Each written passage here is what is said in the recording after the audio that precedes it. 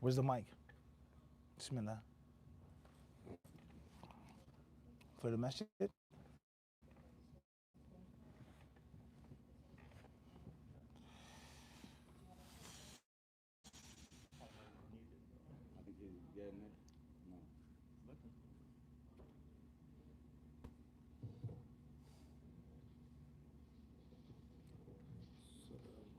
سلام ورحمة الله بمهل كيف حالكم؟ الحمد لله بارك الله فيك I'm okay جزاك الله خيرا بارك الله فيكم شكرا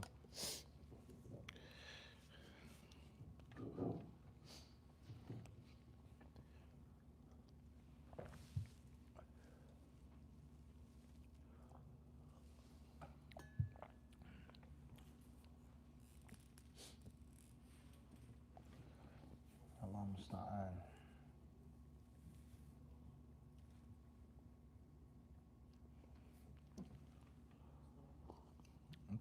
جيد بسم الله الرحمن الرحيم الحمد لله رب العالمين وصلى الله وسلم وبارك على عبده ورسوله نبينا وإمامنا محمد وعلى آله وصحبه أجمعين ما بعد السلام عليكم ورحمة الله وبركاته. So tonight's class we're going to move forward. I'm going to make some summary of this part, which is another type of sihr, another type of spell or sorcery or magic, which is called Sihr al-Takhyil. Sihr al-Takhyil, which could be in English, which we want to read inshallah. You could simply translate it as magic of the eyes, optical illusion, optical magic. Now, this is very interesting because a part of me makes me want to just summarize this. I think that the Sihr al-Tafriq, in my humble opinion, is one of the most, it's probably more common with regards to people being afflicted on a ground level, relationships, friendship, masjids, marriages, my ex-wife, this one, that one, so on and so forth. However, if you sit down and look at this type of sihr, takhyil, one could argue, it may be even more common because this is the magic which in most cases is referred to in the culture of movies and cartoons. A magic wand, something appearing, disappearing, looking smaller, looking bigger. And one may even argue is that this is the gateway or the doorway to the other types. Whereas white magic, a hand, a sleight of hand, a trick, may not just be a trick, but instead an actual type of sihr on your eyes. Now, to show you guys the reality of these things, I'm not going to mention the name, but Mahad, right here in this masjid, a couple weeks ago, a brother came up to me. He said, Assalamu alaikum, Shaykh. I said, Wa alaikum salam wa rahmatullahi wa barakatuh. He said, I want to ask you a question. I said, sure, Bismillah. He said, what's the proof that sihr is real and that Muslims are supposed to believe in it and it's not just, a bunch of, just hocus pocus? This is what he asked me right here in the masjid. So I said, what do you mean? He said, how do we know it's real? Is it even real? So I answered him, I said, the proof that sihr is real, I didn't mention it from the Quran and Sunnah, but I said the proof that it's real is that all these thousands and Allah alam how longer years, it still exists. It still thrives. It can't just be totally baseless and survive all of these generations and cultures and races all the way to the West. It's no way that African people, Indian people, Chinese people, it's just impossible for it to just be totally baseless and some type of, mental illness or whatever. He said, well, that's debatable. And then he said, he basically said it's fake. There's no such thing as sihr. And in the Quran, Allah is just talking about, people with mental illnesses. The hadith, I said, Jazakallah khairan, may Allah bless you. I gotta go, it's time to eat. Was this one of your students, Mahad? One of your disciples? I never met him before. The moral of the story is this one brother, may Allah guide us and guide him and bless us all. It goes to show you if he had the courage to ask that question, then imagine how many other people don't have the courage, but may feel the same way. So just as people migrate to different parts of one country or different countries, ideas, thoughts, and beliefs also what? Migrate. So you came from the south to the north. Don't just think you just, oh, I'm in Detroit now. So no, the Alabama comes to Detroit too. May fade a little bit, maybe a little hidden, maybe a little integrated, but it's still what? Okay, I migrated from the United States to Turkey, Turkey to the United States to Egypt, Egypt to Bayonne. And often different ideas and afkar, they what? So don't think that it's just, oh, it's no point of the class, or this is outdated, or this is some, no. There are people who have different misconceptions and beliefs pertaining to these matters. And the deal is, no doubt. All right, طيب. Bismillah. Let's before we read this, قبل أن نقرأ, Nafis, won't you, inshallah, you're gonna be the volunteer tonight for now? Let's see what our trusted friends at Google say and the AI overview. Okay, let's see if we can make this larger. Zoom in. Okay, you see Nafis? Is that good enough for you or no? Yeah. All right, Bismillah. Eye magic. Bismillah. Eye magic can refer to magic eye images, a type of optical illusion, or to fictional magic systems in anime and other media where a person's eyes have supernatural powers like seeing magic, controlling minds, or casting spells. Allah. So this is just one search right now. They're saying not just the sihr put upon someone's eyes, but the sihr being in and then projecting. All right, that's different. That's a whole different discussion now. All right, that's not what we want though. Eye-based magic, mystic eyes. All right, how to see magic. What do magic eyes do? Are magical eye books, the science behind magic eye illusions, the hidden history of magic eye, the optical illusion, eye magic. All right, so what will we want to type in if we want to look up this type of sihr? Hallucination, imagination, what? What would you guys say? For what we're talking about now, mahad, takhyil. What would you say? I want to see what Google says. Trust it, Google. Which is totally impartial, objective. No one else has any motives in this search engine that's used worldwide. No, we want it in English though. Sihr what? Tafriq, all right, that came up, right? Ta'weez, tafriq, ta'til al-zawaj, tarot, alamin. Sihr, talisman, like what? Come on. Takhayyul, takhyil, let's go. Bismillah. Sihr, takhyil, false appearance of objects. But this seems as if all just Muslim sources. Abu Amina, let's see what non-Muslims say. Appearance, let's see. False appearance. How does it work?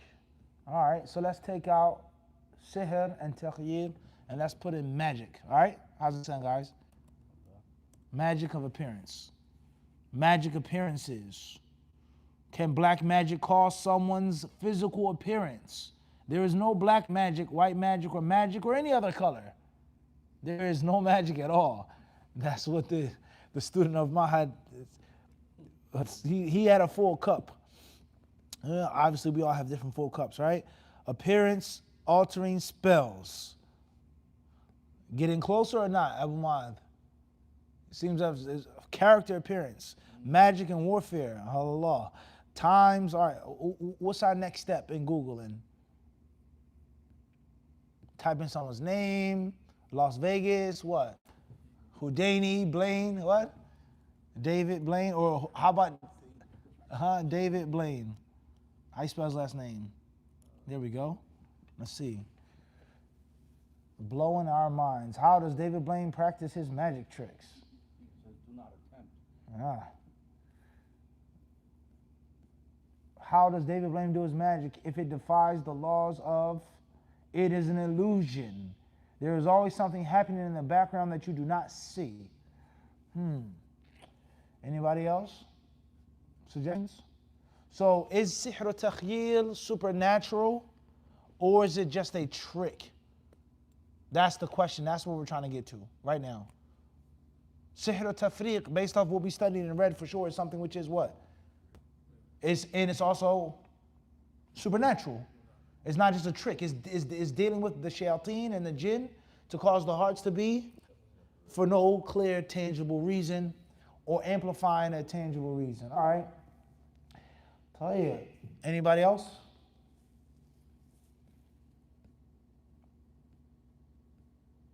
How to do magic. Nice. Tayyib. This is just, what's this, Korah?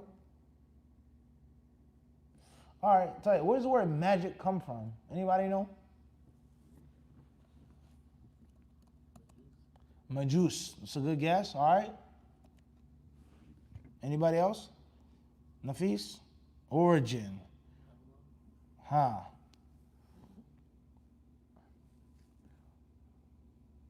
Sorcery, witchcraft, wizardry.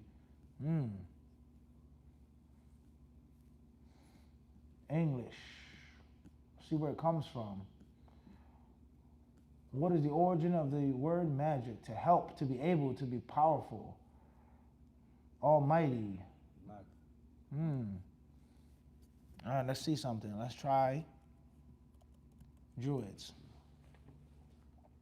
For Druids, magic refers to connection with the manipulation of nature's forces, encompassing divination, healing, and control over natural elements to maintain balance and harmony. All right, Tayyip. That's enough of that. You guys get the point. It's always good, all jokes aside, Muhammad, to always stay grounded with what's out there, to know what's available. If you have the knowledge, you have the ilm, you have the aqidah, if you can research it, then so can someone who doesn't have that access and clearly easily be misled or misguided.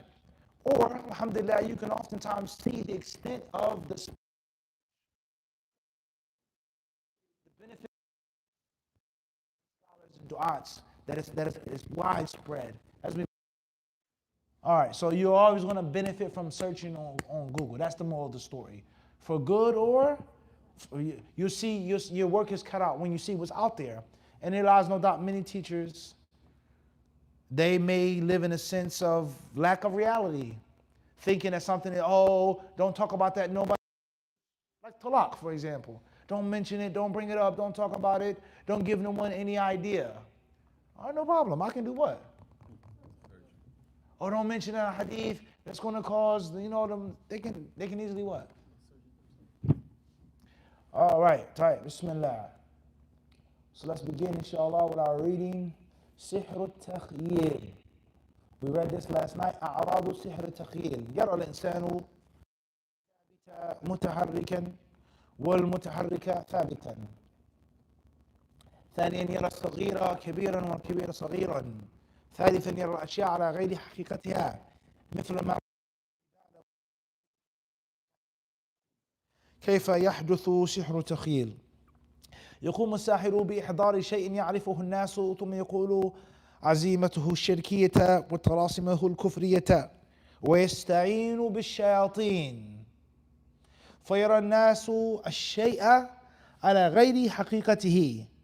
فقد حدثني من رأى ساحرا يضع أمامهم بيضة ثم يعزم عليها فرآها تدور بسرعة فائقة. حدثني غير الساحر يحضر حجرين ويقول طلسما فإذا بالحجرين يتناطحان كأنهما كبشان. وهذا كله يستخدمه الساحر أمام الناس إما لابتراز أموالهم أو لإظهار البراعة والعجب. وأحيانا يدخل الساحر هذا النوع من السحر في أنواع أخرى.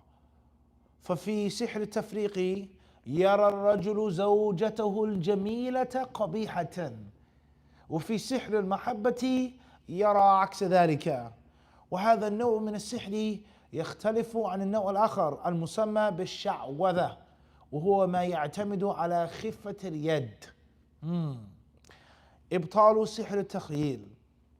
يتم إبطال سحر التخييل بكل ما يطرد الشياطين مثل الأذان، قراءة آية الكرسي، الأذكار المشروعة في طرد الشياطين، البسملة، بشرط أن يكون الإنسان متوضئا.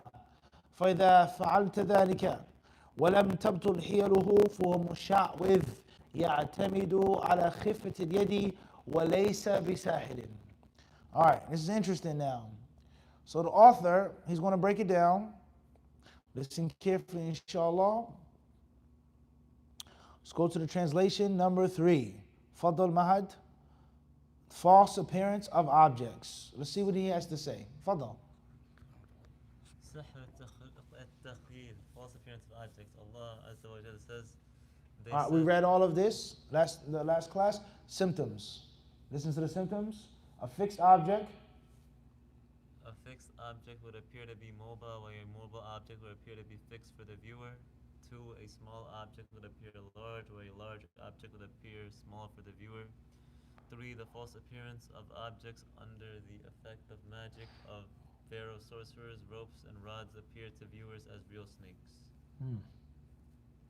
How this is achieved: a magician would show the viewers a familiar object done with an incantation and the support of some demons. So the author says that this type of sihr is done with demons. It's not just a illusion or a trick, but it's actual what? All right, okay, so it's supernatural. Move forward. The object would appear in a form other than its real one. Someone told me that one day a magician recited an incantation and made an egg turn at a high speed. Another told me that a magician recited an incantation which made 2 stones fight like a pair of rams. These are all the tricks a sahir uses in front of people in order to obtain their money or display his dexterity. Sometimes he includes this type of sihr in other types. In the sihr. Okay, so takhyil is a cousin and related to the other types, such as in the sihr of separation. A man would see his wife in an and this is a little bit of poor translation, says Zawjatuhul Jamila, he would see his beautiful wife in an ugly image, and that is takhyil. Or the opposite, a woman that he isn't attracted to, he has uncontrollable and indescribable love and magnetism towards her. So see how the types are what? Mutadakhila, naam? These types of sihr are different from charlatanism. charlatanism. Someone being a charlatan, a phony, a fake, right? Allah musta'an, a sham, all right? I tell you, taking the people's money in the name of Islam. I will heal you if you give me your money. I will rid your house of shayateen if you make the Zelle payment. I will give you shifa. And it's all a game, it's all a gimmick. Allah musta'an. Even in the lands of Muslims, may Allah help us all. These types of sihr. These types of sihr are different from charlatanism, which relies on the rapid movement of hands. Okay, all right, so we benefit from this speech. A, is that takhyil involves the use of the jinn. Number 2, takhyil is attached to other types. And number 3 is that there is things which are haram, but they aren't necessarily using the jinn, and that is the sleight of hand. But what's the ruling on using that stuff and doing that stuff or watching that stuff? Obviously, if you smoke cigarettes, you may end up smoking. Or if you smoke weed, you may end up, you drink a beer, next thing you know. Allah musta'an. Beer what? Was it? Okay, tell you, may Allah help us all. All right, what country produces the most cognac in the world? The vast majority of all cognac in the world is made in one country. France. What's the company?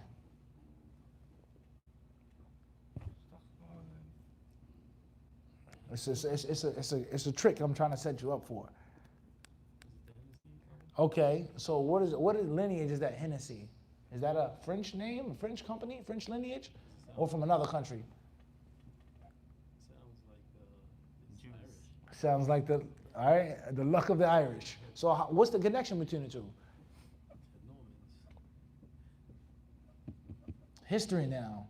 We're talking about migration to the United States. Okay? The different wars. It's all connected. That's as far as we're going to go. We're in the masjid, right? Tell you. All right, bismillah. How to revoke it. We got those points. Mahad Fadl. This type of sihr. This type of sihr is revoked with all the supplications was expel the jinn out of a place in general, such as one announcing the It says which expel the jinn out of a place. But what about a person? Fadl. 2 reciting ayatul kursi. So the adhan, is the app included? Hearing the adhan on an app. Is that the same? Fadl. Reciting ayatul kursi, number 3. Reciting lawful supplications for the Lawful supplications, not unlawful, made up supplications. Number 4, saying Bismillah. mentioning Allah's name. Provided a person is in a state of wudu, if you follow these measures and could not revoke the sahir's trick, then he is a magician who relies on the rapid movement hands and not a sahir. Interesting. So if the proper steps are taken and it doesn't go away, then it's no longer takhyil, he says. And it says, إِنَّمَا هُوَ شَعْوَذَا, sleight of hand, movement of hands. All right. An example, all right, tell you. So, how do we make sense out of this? And this is important with regards to the problem of the different theories of rejecting magic, magic versus science, so on and so forth. What happens to a person's eyes? Do the shayateen, what do they do?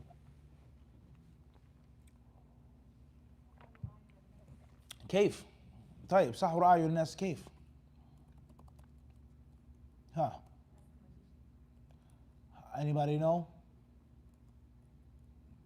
How is it doing? Images. What do the shayateen do? So the shayateen place things on the people's eyes. Okay. Anybody else? Work with the Quran, maybe Allah. The Qareen, what? What does the Qareen do? Blind a person, put glasses? What happens? And my real question is, to what extent can we tangibly understand it? That's what I really want. To what extent? Understand? I think the answer is pretty simple if you think about the other types of sihr.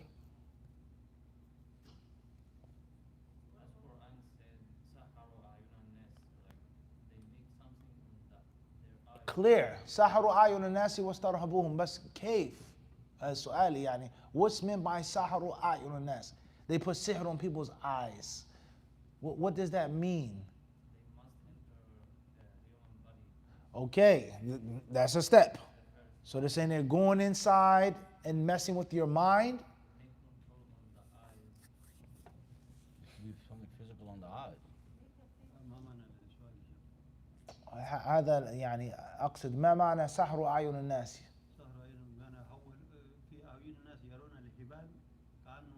تتحرك ثابت. You understand my question? Or where I'm trying to get to? Like, how's it actually done? Aywa. Versus just the trick, the illusion. So in reality, the thingy isn't moving. The jinn, the shayateen, they come, sahru ayun nas, they play tricks on your eyes, on your mind, your heart, to get you to see something moving, which in reality it what?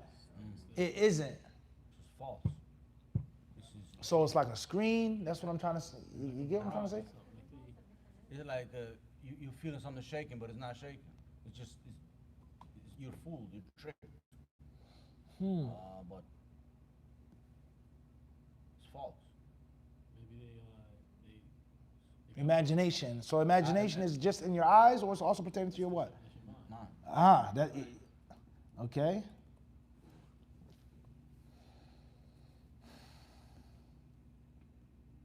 Anybody else? Deception, deceive. I'm listening.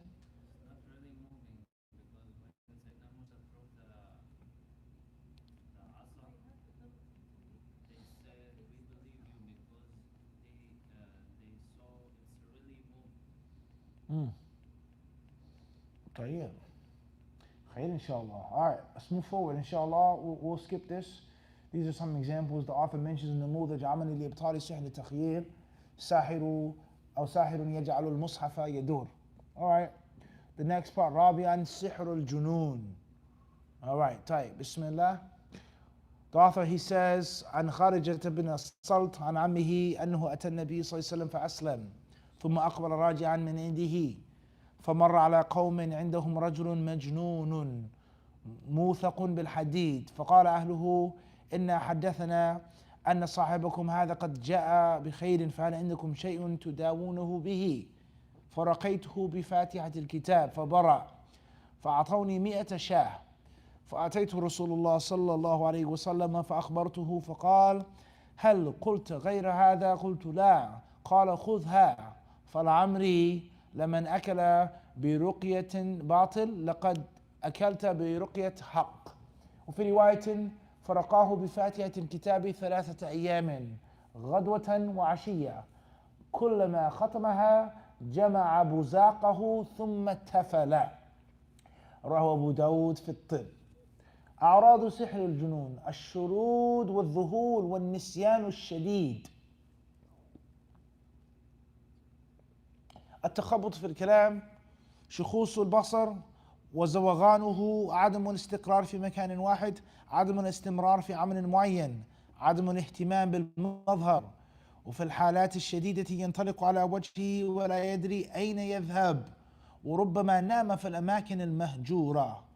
كيف يحدث سحر الجنون؟ يقوم الجني الموكل بالسحر بالدخول في الشخص المسحور.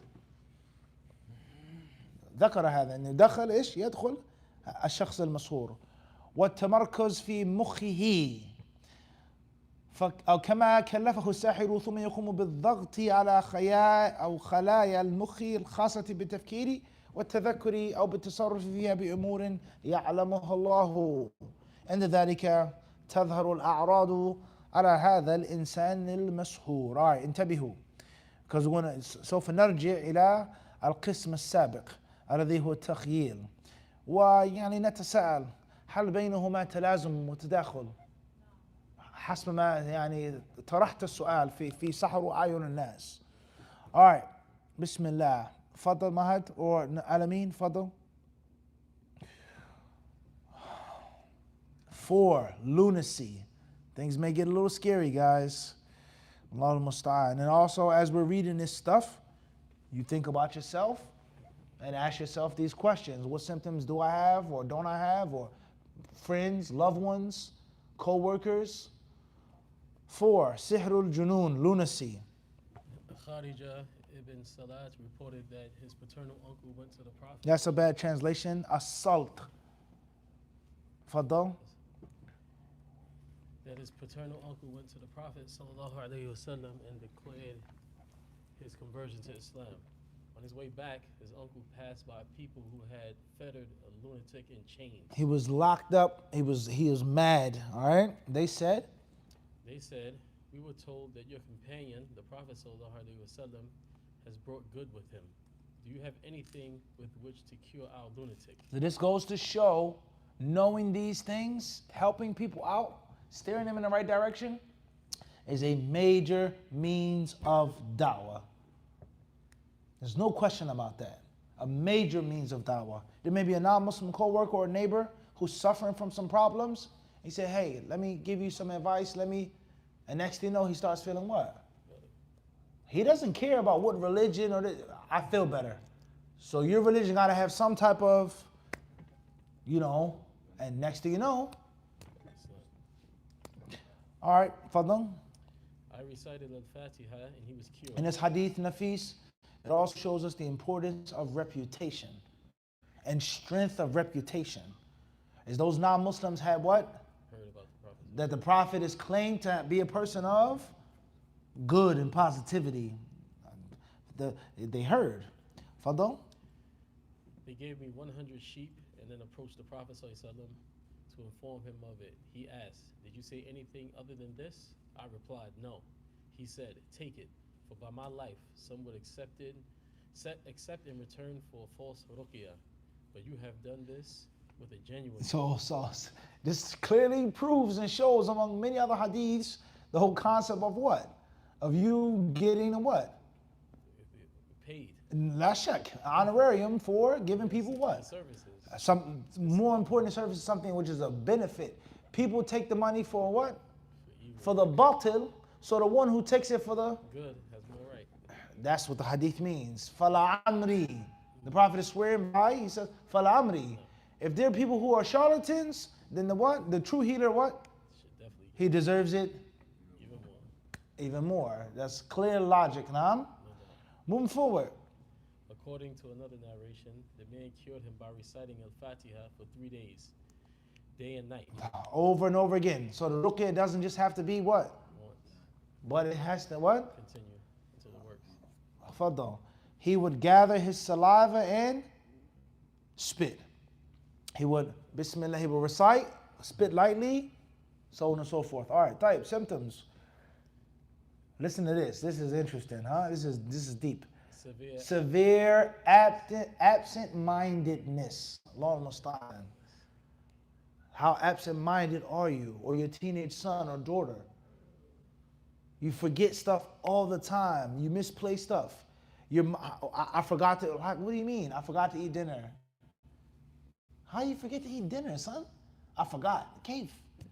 How can you be that absent-minded? And forgetfulness. Number 2. Confused speech. Is included in that stuttering and stammering? Number 3. Bulging eyes and deviation of sight. Number 4. Restlessness. Restlessness. You're always jumpy and moving. You can't what? Can't Sit still and relax and chill. Physically, mentally, spiritually. Number 5. Inability to do a task regularly. You start something and you Can't finish. stop. You start, you stop. You start, you stop. You start, you stop. That includes business, relationships, projects, marriages, anything. You just what? One thing to the next. Number 6. Disinterest in one's appearance. You stop caring about what you look like, what you smell like. It doesn't have to be a fashion show. Certain things Muslim men are allowed to do. You can't dress like that, ya akhi. You shouldn't be in the mirror for an hour. The Prophet ﷺ tells us about the differences between the fragrances of men and the fragrances of women. The man's cologne is supposed to be what? Ma. Its color is supposed to be khafiya, lawnuhu wa dhahara rihuhu. Wala khafiya rihuhu wa dhahara lawnuhu. The concept of a woman's perfume versus a man's cologne. A woman's appearance versus a man's appearance. But the concept of you have no, يعني ليس لك أي اهتمام بالمظهر, in which you don't care what you smell like, your teeth, your hair, your shoes, none of that matters. Now, just stop and think about this now. Somebody who lives on the street, who's homeless. Just because you're homeless, does that mean you have to smell bad and look bad? Does that mean that? No. Is there a must? But why is it so common? People's mind. Just because you're homeless doesn't mean that you have to smell bad.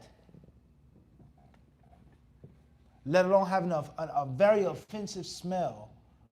But often you look at someone who's homeless, smelling bad, looking bad, and you see them also doing what?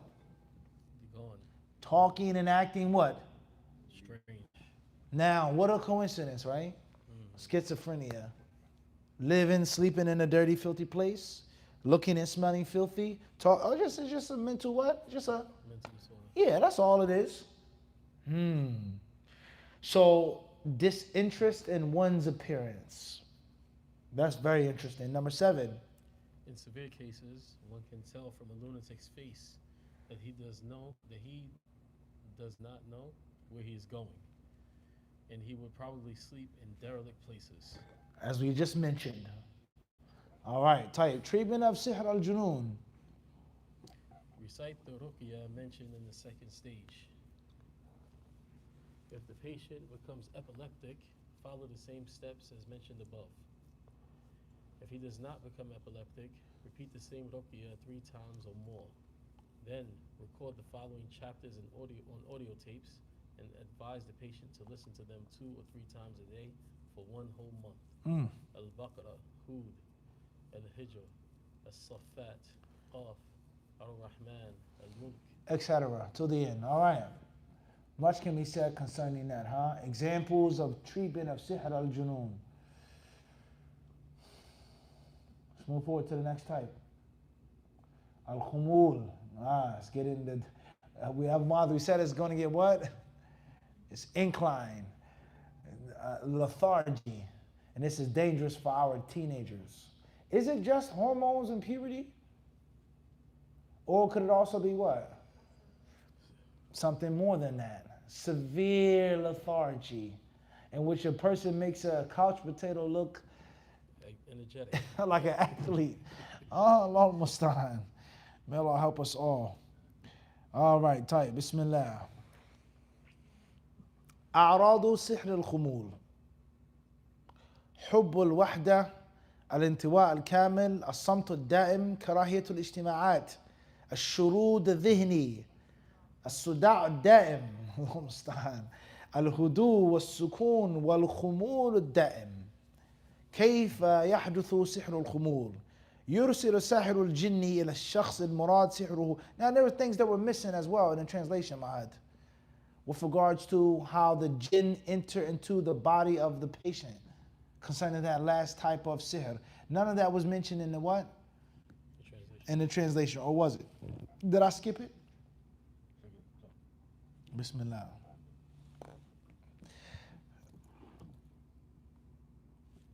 Hopefully no types of sihr, huh? Inshallah. Bismillah. Nafis. In the name of Allah. Say that again. Subhanallah.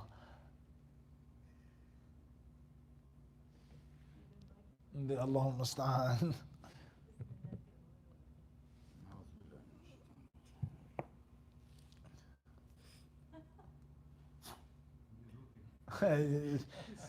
Super Nintendo.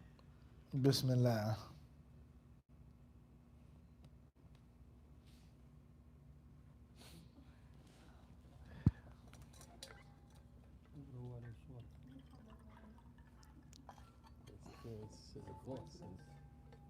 No coincidence, Sheikh. Disturbance. There's no such thing as a coincidence.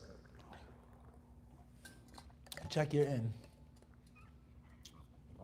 Yeah, Allah. Thing is flicking out on my side. You can't see it. Yeah.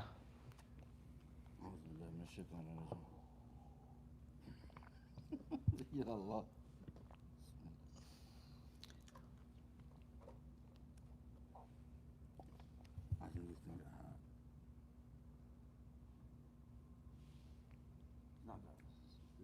All right, type. Bismillah. Khalas. Then we go without it then.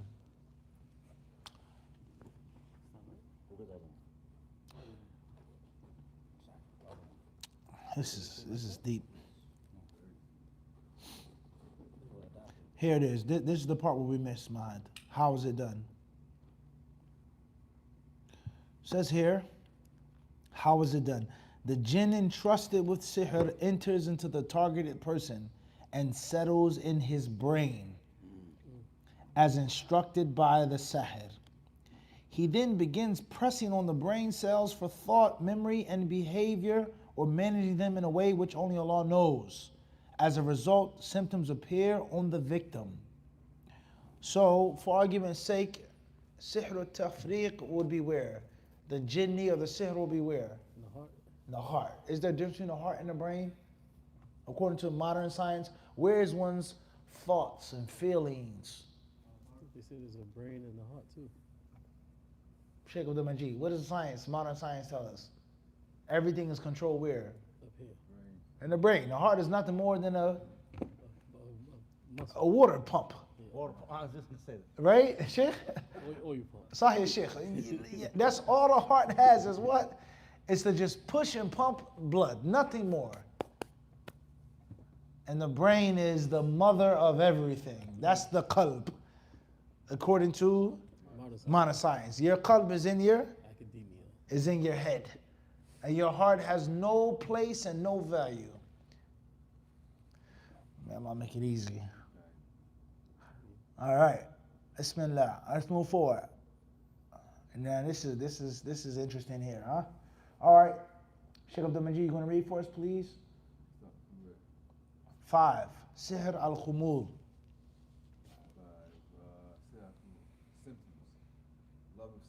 Love of seclusion. You're totally, absolutely antisocial. I don't want to be around people. I want to be by myself all of the time. Absolute introversion. Not partial, but what? Absolute. Absolute. Allah musta'an. Number 3. Constant silence. Constant silence. I don't want to talk to no one. I don't have no one talk to me. So if you have some of these symptoms, but not all of them, then it could be a ratio. All right? That's unnatural, like you being a loner too, right? But it's not 100% because I can also be social. Maybe you?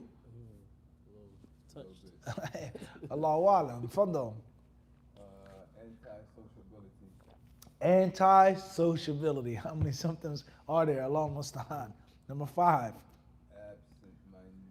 Absent-mindedness. Number 6. Frequent headaches. Allah musta'an. Number 7. Quietness and constant lethargy. All right. How this happens. How this happens. A sihr will send a jinn to the targeted person, instructing him to settle in his brain and make him introverted and lonely. The jinn will do his best to carry out the mission, and the symptoms of this sihr will appear according to the strength and weakness of the jinn entrusted with the task. According to how powerful the messenger is, or one could add, according to the counter measures. Person may be touched or afflicted, but he may have some, or she may have some strength or Quran, which counters that in.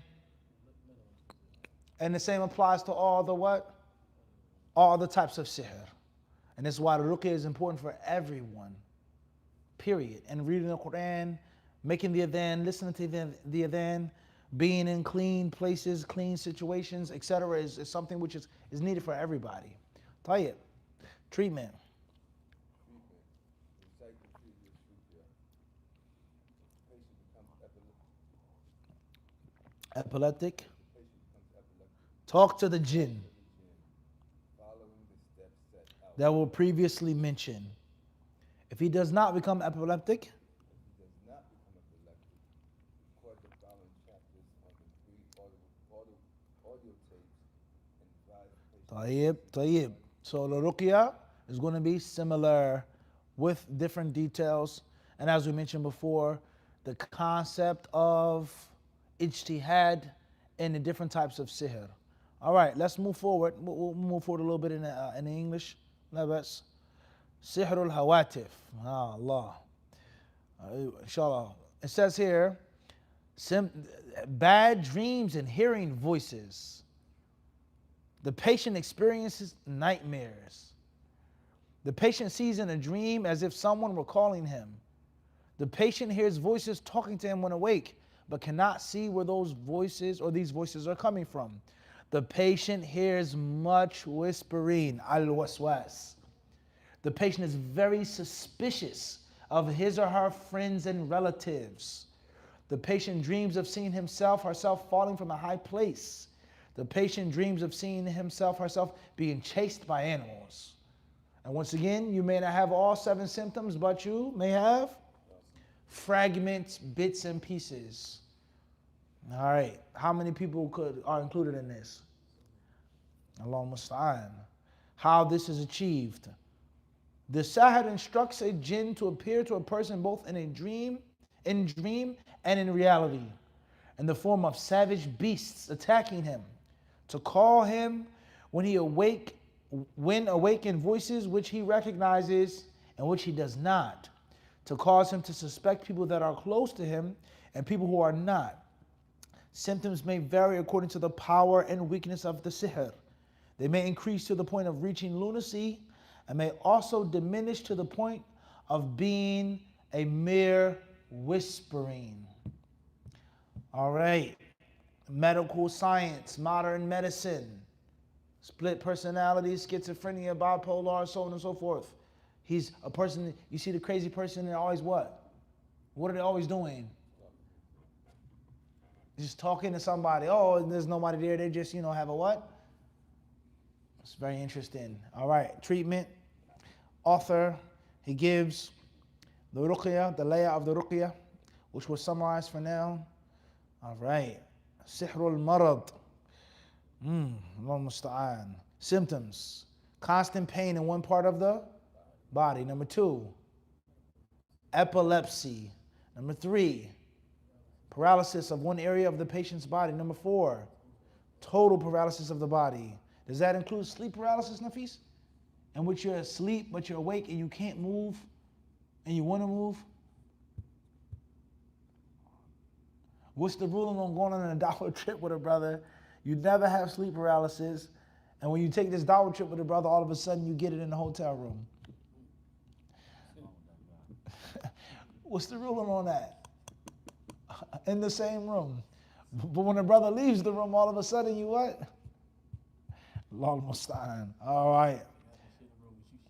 Disability in one of the sense organs. I would like to emphasize that some of these symptoms may be similar to those of a normal physical illness. In order to distinguish between the symptoms, the healer should recite the ruqya over the patient. If the patient feels dizzy, becomes numb, has a headache, or if there is a change in the patient's body during the recitation process, then the healer should assume that these symptoms pertain to the use of sihr. But if the patient does not react to the ruqya, the healer should advise the patient that she suffers from a physical illness and should consult a doctor. Just because it's only a physical illness doesn't mean that it didn't start off from sihr. Something that's very important to be noted. How this is achieved. It is common that the brain is the main regulator of the body. This means that every human organ has a control center in the brain. All right, neurotransmitters, huh? Interesting, very interesting. The jinn, with Allah's ability, completely prevents signals from reaching a limb or organ. It stops it. The jinn may, with Allah's ability, sometimes prevent signals from reaching a limb or organ, or may sometimes, subhanAllah, send fast, successive signals without any reason. Hence the jerking and the twitching, involuntary, all right? Can you stop a text message from going through? Can a jinn stop a text message? I don't know. La adri. It doesn't matter. Treatment. The specifics of the ruqya. وَنُنَزِّلُ مِنَ الْقُرْآنِ مَا هُوَ شِفَاءٌ وَرَحْمَةٌ لِلْمُؤْمِنِينَ وَلَا يَزِيدُ الظَّالِمِينَ إِلَّا خَسَارًا.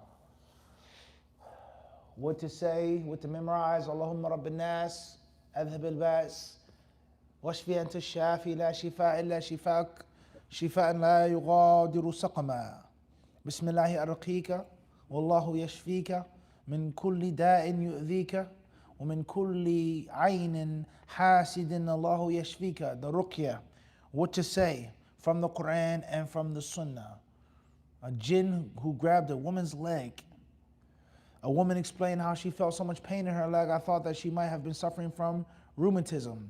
However, I decided to recite ruqya over her, and she had a difficulty in walking. Hardly had she listened to Al-Fatiha, then she became epileptic, and the jinn spoke through her. He informed me that he was grabbing her leg. I told him to leave for the sake of Allah's obedience. He got out, and the woman was able to walk normally. A man's face was twisted to the right side by a jinn. A case which challenged the doctors. Of course, these are our types. Sihrun nazif, bleeding following menses. Very interesting. This type of sihr affects a woman only, or affects women only. A sahir sends a jinn to the targeted woman and instructs him to cause her to bleed. To do so, the jinn enters the woman's body and circulates in her veins and arteries with the blood. This notion of circulation has long been warned about by the Prophet ﷺ and the following tradition. Satan circulates in man's body like blood. When the jinn reaches a known vein in the woman's womb, he stomps it so that the vein bleeds. The fact was also pointed out by the Prophet ﷺ when Hamna bint Jahsh asked his opinion on the issue of bleeding outside of the period menses. And he said, such bleeding is but one of Satan's stomping. All right. So people with headaches, epilepsy, lethargy, absent-mindedness, how common is irregular bleeding among women? But of course, just like those other issues and problems, it's nothing more than just a medical condition. That's all it is. It's just a medical condition. It's just irregular, this person, this pill. That's all it is. So to what extent do you have blind faith in modern medicine, medical science, and no faith in the Quran and the Sunnah? That's very unfortunate. May Allah help us all. Definition of Sihr al-Nazif. Istihada. How common is that? Women who suffer from irregular, constant bleeding. Treatment. An example of treating Sihr al-Nazif. A patient came to me and explained how she was bleeding heavily. I recited the ruqyah for her and advised her to listen to some verses of the Quran on audio tapes, which I gave her. A few days later, her bleeding stopped. And just imagine how interesting that is. The jinn entering your body and hurting you and harming you. Number 9, sihr of impending marriage. Miscarriages. Naam. Al-isqat. Is it just the miscarriage? Or is it deeper than that? If the jinn stomps the woman's vein and causes her to bleed, then why wouldn't the what? Kick the baby and kick the fetus out of envy or lust or love, etc. We don't like you, we hate you, your wife is pregnant. So women, men and women, but especially women, they need to be constantly what? There's no doubt about that, and connected to Allah subhanahu wa ta'ala. Now, not to get into any fiqh issues, but the mas'ala of a mincing woman touching the mushaf, or mincing woman not reciting the Quran. So for argument's sake, based off of that view, 7 days a month, 8 days a month, 6 days a month, there's no what? Mushkila or not? All right. May Allah help us all. For many of us, this is probably the first time we're hearing about, this type of depth of the sihr, all right? Istihada. All right, tayyib. Sihr al-Nazif. This is deep. سحر تعطيل الزواج. يذهب الإنسان الحاقد الماكر إلى ساحر خبيث ويطلب منه أن يعمل سحرا لابنة فلان كي لا تتزوجوا، فيطلب منه الساحر اسمها واسم أمها وأثرا من آثارها، ثم يقوم بعمل السحر ويوكل جنيا أو أكثر بهذا أعوذ بالله بهذا السحر، فيذهب الجني ويظل ملازما لهذه المرأة حتى يتمكن من الدخول فيها في أحد هذه الحالات الأربع التي ذكرناها من قبل، وهي الخوف الشديد، الغضب الشديد، الغفلة الشديدة، الانكباب على الشهوات. نسأل الله العافية. فالجني بين حالين، إما أن يدخل في المرأة فيجعلها تتضايق من كل زوج يتقدم لخطبتها وترفضه، وإما أن لا يستطيع أن يدخل فيقوم بعملية سحر تخييل من الخارج، فيخيل إلى الرجل أن المرأة قبيحة ويوسوس له بذلك، ويصنع هذا بالمرأة أيضا، فترى كل رجل يتقدم لخدمة هذه المرأة يرفضها، وإن وافق مبتدئا فإنه يتراجع بعد أيام، وذلك من وسوسة الشيطان له. وفي حالة السحر الشديد تجد الرجل الذي يتقدم إلى خدمة المرأة منذ دخوله باب بيتها يشعر بضيق شديد وتسود الحياة في وجهه كأنه في سجن فلا يعود مرة أخرى. وفي غضون ذلك يسبب الجني للمرأة صداعا بين الحين والآخر، أعراض هذا السحر صداع بين الحين والآخر لا ينتهي مع أخذ الأدوية الطبية، ضيق شديد في الصدر خاصة بعد العصر إلى منتصف الليل. ثالثا رؤية الخاطب في منظر قبيح.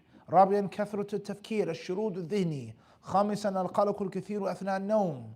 سادسا أحيانا يكون هناك ألم دائم في المعدة. سابعا ألم في فقرات الظهر السفلي. نسأل الله العافية والسلامة. All right. We'll go back to your read. Mahad, tafadal. Sihr of impending marriage. How this is done, a grudging person would go A grudging person. I'm prettier. would go to a I'm younger. I'm from this race or this family. How my little sister want to get married before me? He was supposed to pick what? Me.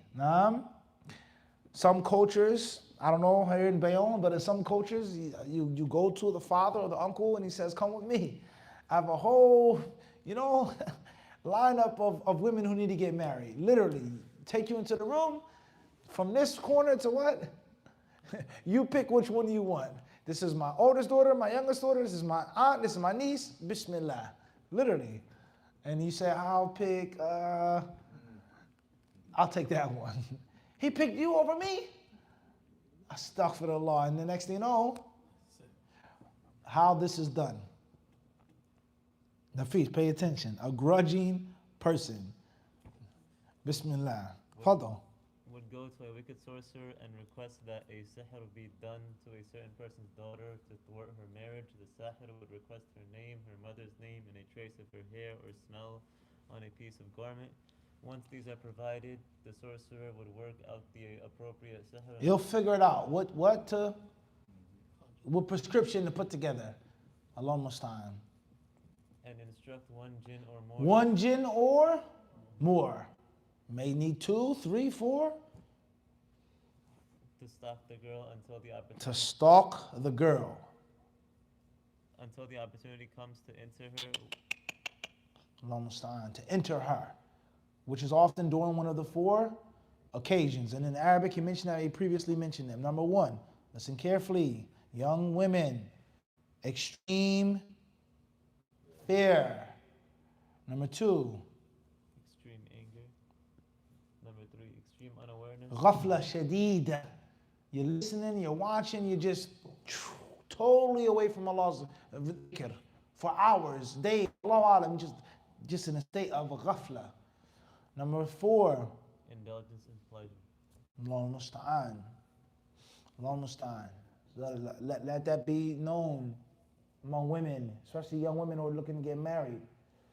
Which of these 4 scenarios am I vulnerable? The jinn has 2 options. Muhammad, tfaddal. Bismillah.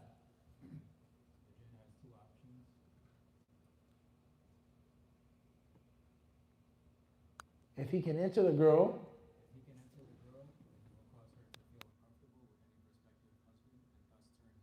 how many times have you seen that? Fulan asked for the girl's hand in marriage. And if the girl doesn't have the sihr upon her, then maybe the what? The father. No one is good enough for my daughter. So far from reading this book, this shows us is that sihr is going to touch and affect every aspect of life. And understand this is not just in the mosque on Friday. Every aspect of life, good or bad, there's going to be some type of. Now just look at our culture, the Western culture, American culture. Every single thing that we eat, drive, wear, buy, hang, purchase has some connection to sihr. From the jewelry that you wear, your breakfast, your dessert, team, sports, politics, every single aspect. And if you think, oh, that's just too much conspiracy theory or you're thinking too deep, then let history be the judge. Why is the symbol of this country an eagle, a bald eagle? What does it pertain to? Sihr and polytheism, shirk. Why do you eat eggs in the morning? Why do people wear gold and silver as jewelry? this stone, so on and so forth. Every single thing. Colors, trees, people plant. Plants in your house. Look at the history. The most commonly purchased and sold plants are the same plants that were believed to bring good luck, good spirits, repel bad spirits of the ancient polytheistic tribes. From the Druids before or after. If you think it's just a bunch of, hocus pocus conspiracy stuff. They're selling it not without no intention, but the root of it is what? Is there. So the point I'm trying to make is, if that's the case with regards to polytheism and superstition, then sihr is also going to be connected to every single type of success and failure. Success and failure. All right, the jinn has two options. Number one, If he can enter the girl, then he would cause her to feel uncomfortable with any prospective husband and thus turn him down. 2, if he cannot enter the girl, then because she's too strong, or the sihr is too weak, or the jinn is too weak, or the jinn disobeys, he can't get inside of her. 2, if he cannot enter the girl, then he would use the sihr of imagination from the Taqyid. So they go into each other, they overlap. As a result, As a result, a suitor would see the girl in an ugly image under the effect of the jinn's whispering, and so would the girl. Allah understand. Under the effect of this sihr, Under the effect of the sihr and under the jinn's whispering, a suitor who would have initially agreed to the marriage, who would have initially agreed to the marriage would decline after a few days without any valid reason. In case the girl thinks that she smells. I have a bad smell, but in reality, she doesn't. She doesn't have a bad smell. Just think about a person who's extremely self-conscious. Oh, is this, but taqyid. In cases of a strong sihr, a suitor would, upon entering the house of his prospective wife, feel very uncomfortable and see darkness before him as if he were in prison, and so would never return. Allah Musta'an. The house itself is an uncomfortable house. I don't feel well. I don't feel good in this house. What's important is the jinn is going to do whatever he or she can to keep the person away. Whether it's ishq, it's love, envy, this young Muslimah cannot get married. End of discussion. Just like this Muslim wife cannot be with her husband.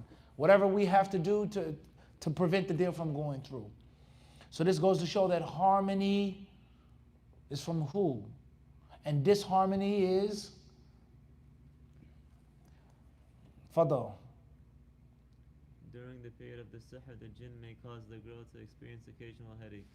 Symptoms: occasional headaches which persist despite medication. 2, severe tightness in the chest, especially between al-asr and midnight. 3, the patient sees the suitor in an ugly image. 4, absent-mindedness. 5, anxiety during sleep. Anxiety during sleep. Allah Musta'an. 6, Occasional constant stomach aches. 7, pain in the lower part of the back. Treatment: the healer should recite the ruqyah specified above. If the patient becomes epileptic and the jinn speaks through her person, follow the same treatment as set out above. 2, if the patient does not become epileptic but feels a change in her body, To wear hijab. To observe salah on time. Basic fundamentals of the religion that you're already supposed to not to listen to songs or music. To do wudu before going to bed and read Ayatul Kursi. To join both arms closer to the face, reciting al-mu'awwidhat, spitting onto the hands and rubbing the body 3 times before going to bed.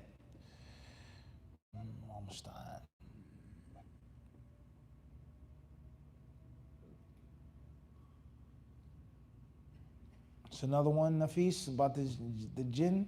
A female jinn spoke through her. Fadda, Nafis.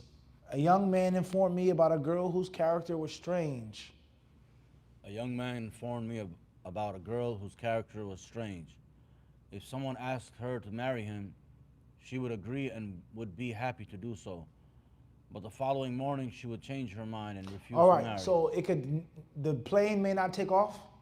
No, from the get-go, the girl says to the suitor. Or she agrees, but then without a tangible reason. Severe mood swings. Fadl. And she would change her mind and then refuse to marry without giving any reasons for her refusal. This state of affairs, he explained, was repeated several times to the extent that the people became suspicious. I recited the ruqya specified above, and female jinn spoke through her. Not a male jinn, but a female jinn. Who are you? I cannot remember her name. Why did you enter and possess this girl? Because I love her. Allahu Akbar. So there's lesbianism here among the what? Among the jinn. Interesting. Female jinn says what? Tayyib. But she does not like you. What do you want from her? I do not want her to marry. What did you do to her? Whenever a suitor came to her and she consented to the marriage, I would threaten her during her sleep that I would do such and such a thing to her if she married. What is your religion? Muslim. This is unlawful, for the Prophet ﷺ said, a person should not harm his Muslim brother by removing any of his rights. One, and what you are doing to this girl is to her Detriment. The jinn was convinced by what I said to her, and so she left the girl, who regained her normal consciousness. Okay, so you might have to advise the jinn. All jinns aren't kuffar. They need advice too. And din al-nasiha. You enjoin the good, forbid the evil. They have to be taught of Allah's taqwa too. The symptoms may be similar to those of lunacy. Constant stomach aches indicate that the patient has eaten or drunk the sihr that was prepared against him or her. Allah musta'an. Treatment with Quran is possible provided that the healer be a righteous man. The patient be confident and convinced of the effectiveness of treatment with the Quran. Most types of sihr share one common symptom, a feeling of tightness in the chest, especially during the night. The disclosure of the site where the object of sihr is buried may be obtained by, right? This is very important practical stuff. All right, a girl whose sight was restored. We'll stop here tonight, inshallah. Chapter 7, treatment of sihr rabt. Allah musta'an. May Allah help the Muslims. Ameen. Jazakumullah khairan. وصلى الله وسلم وبارك على عبده ورسوله نبينا وإمامنا Muhammad. Are there any questions about the class? Anything from online, Nafis? Fadl. Could it be the jinn was in love not in a different way? Could it be that the female jinn was in love with the girl in a different way? Maybe. Not like sex. Maybe. Mumkin. It's possible. I love her as my friend. I don't want her to be close to anybody else. Mumkin. Maybe. There was a story I had from a brother. The girl the shaitan was in love because she was righteous. What type of love? They praying all night, this, like Qiyam al-Layl. I get that, but what type of love did the jinn have? Just like I love you for Allah's sake type of love? It's weird. It's just odd. But then you tell them to leave. In most cases, that's going to translate to, it's like a man and a woman being just friends. She's just my friend. I'm not attracted to her. That's one of the greatest lies ever told. He's not my type, she's not my type. For you to be attracted to someone or unattracted to someone, that's not the only way you get pulled. I don't like the way she looks, but her character, her personality, her intelligence is so what? It's so amazing, and the next thing you know, there's what? That's common sense. This is one of, not the only, reasons why you see such a beautiful woman with a man, and you say, how the heck he end up with her? So it's not just about the physical sense. And you could love someone because of their deen. And I want to marry her. A woman is married for what? Aywa. Fadfar bi dhati deen. That sounds batil, Nafis. Allahu alam. Naam, ya akhi.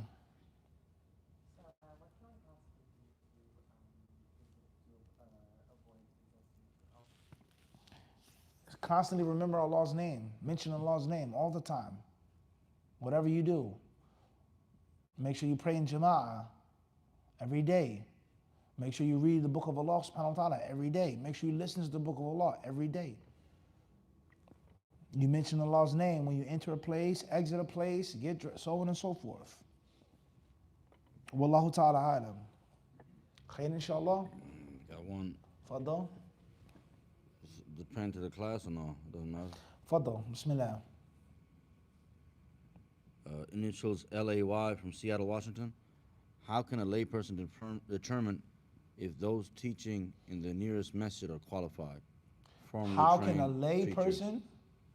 Yeah. How can a layperson determine if someone's qualified to teach? What are basic things that you're supposed to know, to look out for? Like going to the mechanic. I don't know that much about cars, but I know there's some basic things that are supposed to be in a mechanic shop. Some basic things. So, as we've stated before, 4 to 5 basic principles for the lay Muslim to be protected from being used and abused and exploited. First and foremost is sincerity, al-ikhlas. Number 2 is you being fundamentally sound. Fundamentally, ABCs of Islam, but strong. I know some basic things about the car. I know the car is not supposed to be smoking when I drive it. And I know that an oil change is not supposed to cost $300. I know that. The synthetic oil does not cost that much. The labor doesn't take that long, and it doesn't take 3 hours to do an oil change. But you ask me about the alternator, but I know that's you're exploiting me.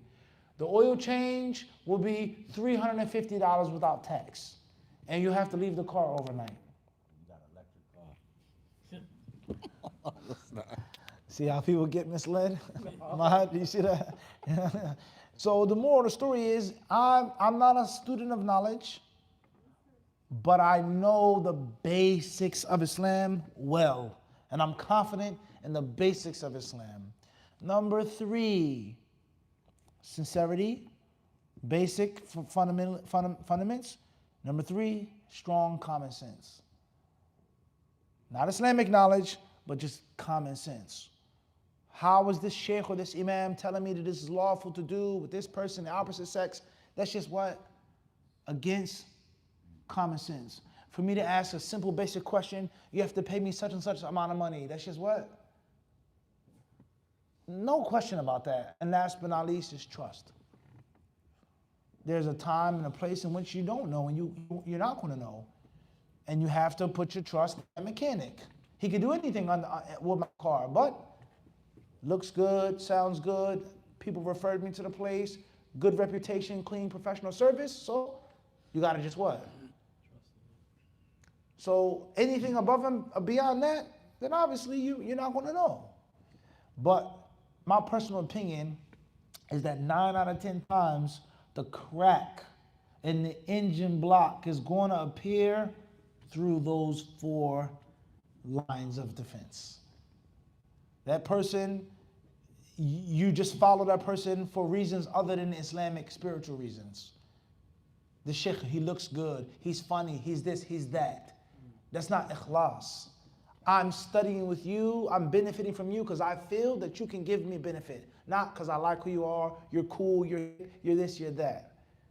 Number 2, you're saying something which is against the basic foundations of Islam. I don't care what you read, what you studied, what ijazah you have, that cannot be mustahil. Thirdly, that's common sense. Look how you behave, how you conduct yourself. Scholar is not supposed to what? Be stuck up like that. Or, let's go deeper than that, Abu Mav, the different personalities that we have online. You're supposed to be the imam of the masjid. And you're telling me this is not obligatory, you don't have to do this, you don't have to wear this, you don't have to dress like this.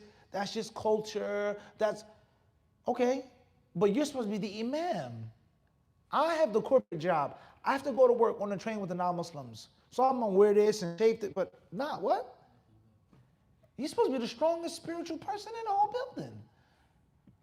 But nothing is mandatory. Everything is a difference of opinion. Nothing is from the Quran. Everything is culturally based. That's going against what? common sense. You're the imam or the sheikh or the scholar or the doctor. You are not promoting spirituality. You're not promoting Islamic devotion. You're promoting the exact opposite. You can shake the woman's hand, that's not haram. You can do this, you can talk, that's not haram. Wait a second, am I getting closer to piety or? And just stop and think about this. Many people, we may fall under this. You're not pushing people closer to Allah. So your common sense thingy is supposed to what? It's supposed to go off. Even though he knows Arabic, even though he studied here, that's against what? Common sense. Islam is supposed to make you better, more pious, not a secular, Islam is on the side type of thing. Heed my words. It will protect you from a lot of heartache with regards to the different dawah wars, who you should and shouldn't study with, who you can and cannot listen to, who you can and cannot benefit from. I left this lecture feeling like a good Muslim closer to Allah. I left this conference learning some beneficial facts versus I left this lecture with the license, if ala wal haraj. Do whatever you want to do. Ishkaliya is a big, huge problem. Or I left this lecture hating Muslims, talking about Muslims. He's a deviant, he's a this, he's a that. May Allah help us all. Wallahu a'lam. Khair inshallah. Initials KB from Montreal, Canada. Will you ever go back to giving unique titles and thumbnails for your khutbahs? Will you ever go back to giving unique titles and thumbnails for your khutbah? It's something that I wanted to do for a long time. Inshallah, jazakallah khairan. We'll try our best to get back to that. Inspiration is from Allah subhanahu wa ta'ala. May Allah give us inspiration. Ameen. Initials FN from Manassas, Virginia. I don't know if that's right. When doing Umrah, should I shorten the prayer when praying in Jama'ah or only by myself? If you're on Umrah and you're behind an imam who's a resident, you pray what the imam prays. As far as if you're leading the salah, or if you're praying by yourself, and you're a traveler, you have the rulings of a traveler, the time, the distance, etc., then you implement the sunnah. Wallahu ta'ala alam. خلاص وسبحانك اللهم وبحمدك أشهد أن لا إله إلا أنت أستغفرك وأتوب إليك جزاكم الله خيرا.